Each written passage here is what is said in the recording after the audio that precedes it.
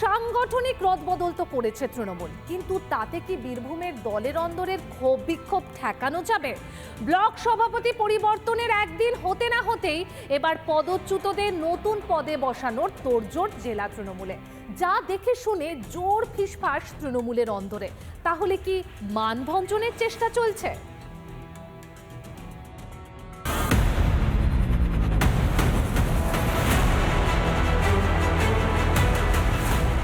কেষ্টহীন বীরভূমে তৃণমূলের সাংগঠনিক রদবদল হয়েছে বুধবার।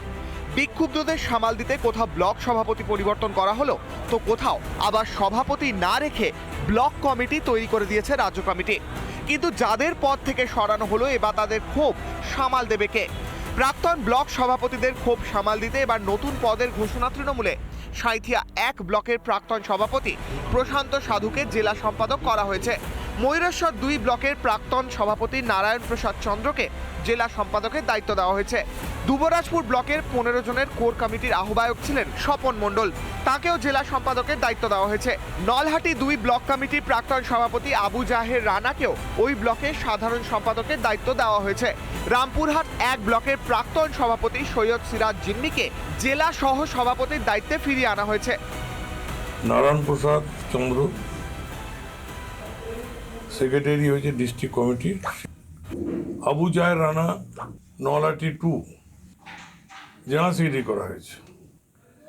সৈয়দ সিরাজ জিমি সভাপতি ছিলেন, তাকে আবার ভাইস প্রেসিডেন্ট করা হয়েছে। নতুন করে 19 জন সভাপতি হয়েছে। নতুন পদ আসলে সান্ত্বনা পুরস্কার ছাড়া কিছুই নয়, তোপ দেখেছে বিজেপি। তৃণমূল কংগ্রেসের পদেরও ঠিক নয়, তৃণমূল কংগ্রেসের নীতিরও ঠিক নয়। কটা ভাইস প্রেসিডেন্ট হয়, কটা সেক্রেটারি হয়, কটা জেনারেল সেক্রেটারি হয়, একবার প্রকাশ আনতে বলুন না। সুতরাং ওইসবের কোনো দাম নাই। ছাগলের তৃতীয় বাচ্চার মতো তারা ঘুরে বেড়াবে, তারাও জানে। মানভঞ্জন কিছু করে কিছু লাভ হবে না। কেষ্টহীন বীরভূমে কোন্দল এড়াতে পদচ্যুত নেতাদের নতুন পদ দিয়ে মানভঞ্জনের চেষ্টা তৃণমূলের। লোকসভা ভোটের আগে এভাবে ক্ষোভ প্রশমনের চেষ্টা কি কাজে আসবে? প্রশ্ন উঠছে।